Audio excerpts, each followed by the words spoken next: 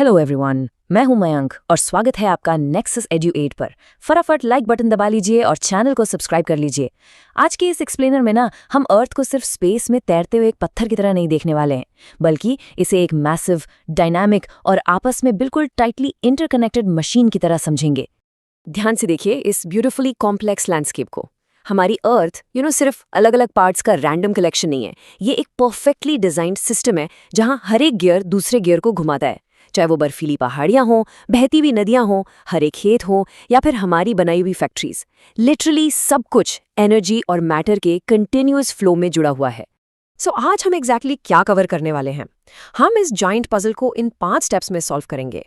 The 5 earth spheres, solar energy and uneven heating, winds and ocean currents, the biogeochemical cycles और आखिर में human impact and global warming. Let's dive right in.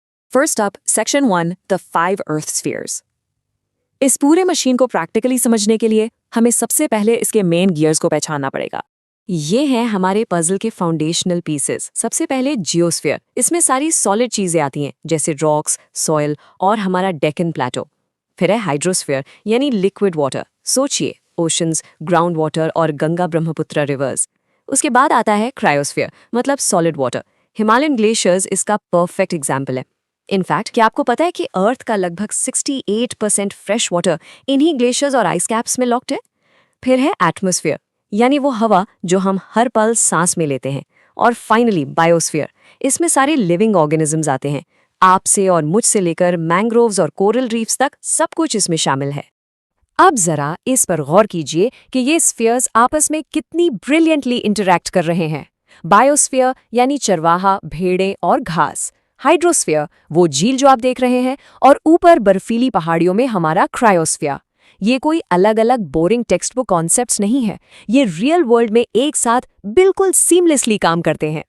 In interacting spheres को आप एक string game की तरह सोचिए, बिल्कुल एक कैट्स क्रेडल की तरह। नेचुरल प्रोसेसेस इन सभी को एक बहुत ही डेलिकेट बैलेंस में कनेक्ट करके रखते हैं। अगर आप यहाँ से एक भी धागा खींचेंगे तो पूरा का पूरा शेप ही बदल जाएगा। एक स्फीयर में थोड़ा सा भी चेंज आने पर बाकी सभी में उसके रिपल्स एग्जैक्टली फील होते हैं। तो यहाँ मेरा आपके लिए एक क्विक सवाल है, अगर एक बहुत बड़े फॉरेस्ट को काट दिया जाए तो वहाँ की रिवर के फ्लो पर क्या असर पड़ेगा? सोचिए थोड़ा। देखिए, ट्रीज यानी बायोस्फीयर कटने से सॉइल जो जियोस्फीयर का पार्ट है लूज हो जाएगी, राइट? जिससे वाटर रन ऑफ यानी हाइड्रोस्फीयर डायरेक्टली इफेक्ट होगा। देखा आपने, एक धागा खींचा और पूरा का पूरा वेब हिल गया। Moving on to section 2, solar energy and uneven heating. हमने गियर्स तो देख लिए, पर इस जायंट मशीन को चलने की पावर आखिर मिलती कहाँ से है? वेल, जवाब है द सन। सन हमारे प्लैनेट की एक अल्टीमेट बैटरी है। इसकी विजिबल लाइट से फोटोसिंथेसिस के लिए एनर्जी मिलती है, जो ऑब्वियसली हर लिविंग ऑर्गेनिज्म का प्राइमरी फूड सोर्स है। और इसकी इंफ्रारेड रेडिएशन हमारी अर्थ के सरफेस को वार्म करती है, और यही वार्मथ इस पूरे फिजिकल सिस्टम को कंटिन्यूअसली ड्राइव करती है। पर यहाँ सबसे क्रूशियल पॉइंट ये है कि ये बैटरी पावर हर जगह इक्वली डिस्ट्रीब्यूट नहीं होती, क्योंकि हमारी अर्थ स्फेरिकल है और अपने एक्सिस पर टिल्टेड है। सनलाइट अलग अलग एंगल्स पे हिट करती है, इसी वजह से तो हमारे सीजन्स बनते हैं। उसके ऊपर से लैंड और वाटर हीट को बिल्कुल अलग तरह से अब्जॉर्ब करते हैं, और इसी अनइवन हीटिंग की वजह से ही एटमॉस्फेयर में मैसिव प्रेशर डिफरेंसेस क्रिएट होते हैं। और एग्जैक्टली यही प्रेशर डिफरेंसेस हमें ले जाते हैं सेक्शन 3 पर, विंड्स एंड ओशन करंट्स। देखते हैं कि ये uneven heating in massive gears को फिजिकली कैसे घुमाती है। यहाँ इन दोनों सिचुएशंस का विजुअल कॉन्ट्रास्ट देखिए। विंड असल में कुछ नहीं है, बस हाई प्रेशर से लो प्रेशर की तरफ मूव करती हुई हवा है। दिन के वक्त इस पहली तस्वीर में वैली अनइवनली हीट होती है और गर्म हवा हल्की होकर ऊपर उठती है। रात में दूसरी तरफ ये ठंडी होती है और भारी हवा वापस वैली में नीचे आती है। लिटरली यही अनइवन हीटिंग हमारी डेली विंड्स को जन्म देती है। लेकिन हमारी अर्थ पर सिर्फ हवा ही मूव नहीं करती, ओशन करंट्स भी एक मैसिव प्लैनेटरी टेम्परेचर रेगुलेटर का काम करते हैं। ये वार्म वाटर को इक्वेटर से लेकर फ्रीजिंग पोल्स तक ले जाते हैं। For example, north Atlantic drift अपने साथ गर्म पानी ले जाता है, जिससे नॉर्थ वेस्टर्न यूरोप के पोर्ट्स सर्दी के ठंडे मौसम में भी बिल्कुल आइस फ्री रहते हैं। जस्ट इमेजिन, अगर ओशन करंट्स रुक जाएं तो इक्वेटर पूरी तरह से उबल जाएगा और पोल्स प्रैक्टिकली डबल फ्रीज हो जाएंगे। Alright, section 4 the biogeochemical cycles. अगर हवा और पानी मूव कर रहे हैं तो वो अपने साथ क्या ले जा रहे हैं, ये समझ लीजिए कि ये हमारी अर्थ की अल्टीमेट इंटरनल डिलीवरी सर्विस है। चलिए वाटर साइकिल के डिलीवरी रूट को ट्रैक करते हैं। पानी ओशंस से एवेपोरेट होता है, क्लाउड्स बनकर कंडेंस होता है और फिर बारिश, ओले या बर्फ बनकर वापस जमीन पर गिरता है। उसके बाद रन ऑफ और ग्राउंड वाटर के थ्रू वापस ओशंस में चला जाता है। पर ये पानी खाली हाथ ट्रैवल नहीं करता। ये अपने साथ डिसॉल्व्ड मिनरल्स कैरी करता है जो मल्टीपल स्फीयर्स में टेरेस्ट्रियल और मरीन लाइफ को कॉन्स्टेंटली सपोर्ट करते हैं। और बात सिर्फ पानी की नहीं है, लाइफ के सारे एसेंशियल बिल्डिंग ब्लॉक्स इस डिलीवरी सर्विस से रिसाइकल हो रहे हैं। Carbon cycle, atmospheric carbon dioxide plants और जियोस्फीयर के बीच कार्बन सर्कुलेट करती है, जो फ्रैंकली हमारे पूरे डीएनए का बैकबोन है। ऑक्सीजन साइकिल की बात करें तो प्लांट्स यहाँ अल्टीमेट रिसाइकलर्स हैं, जो कार्बन लेकर फोटोसिंथेसिस से ऑक्सीजन प्रोड्यूस करते हैं। और हमारी नाइट्रोजन साइकिल कंटिन्यूअसली लिविंग और नॉन लिविंग सिस्टम्स के बीच बिंदास घूमती रहती है। तो यहाँ मैं आपसे एक बहुत ही बड़ा हाइपोथेटिकल सवाल पूछती हूँ। क्या हो अगर अर्थ पे फोटोसिंथेसिस पूरी तरह से रुक जाए? Think about it.